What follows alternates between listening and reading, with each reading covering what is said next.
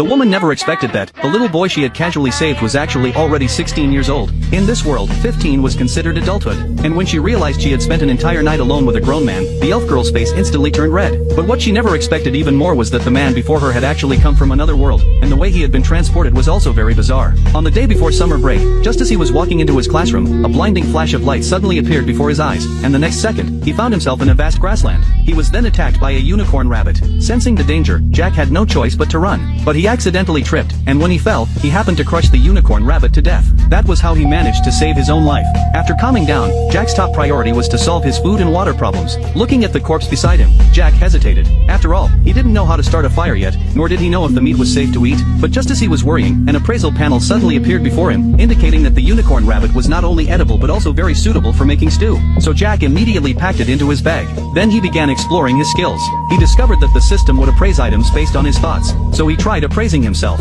Strangely enough, even though his class was clearly displayed as appraiser, there was a pseudo written in parentheses after it. Though he didn't understand why, there were still plenty of other skills for him to investigate. Among them, Eye of the Master looked very impressive, so he decided to test out that skill.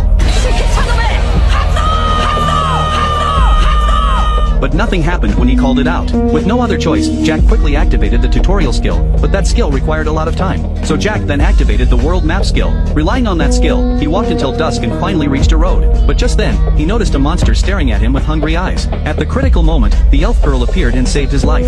That was their first meeting. Thanks to his translation skill, Jack was able to communicate with her without any obstacles. After a brief exchange, Jack learned that this place was called the Labyrinth Devourer, and that he was extremely lucky to still be alive. Then Jack appraised the elf girl and learned that her name was Mary, that she held the title of Sniper of the Elf Forest, and that she was already 56 years old. After hearing Mary's introduction, Jack finally confirmed that he had really been transported to another world. Seeing that Jack seemed frightened, Mary instinctively pulled him into her arms to comfort him. The soft sensation made Jack not want to leave. When night came, thanks to the unicorn rabbit Jack had brought, the two of them enjoyed a hearty meal. To prevent monster attacks while sleeping, Mary set up a magic barrier before going to bed. But Jack, having just arrived in another world, couldn't fall asleep. From what he had learned, the appraiser class had a rarity rank of B.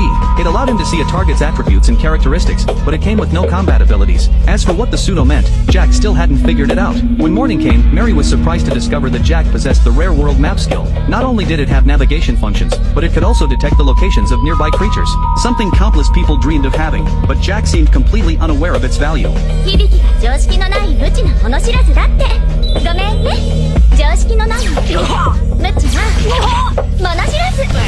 Just then, Jack sensed that a crystal horn rabbit had appeared nearby. Mary immediately became excited, because the horn of a crystal horn rabbit could be used to make a universal medicine, and a single horn could sell for 200 gold coins. Dreaming of financial freedom, Mary sprang into action. Through appraisal, Jack learned that the crystal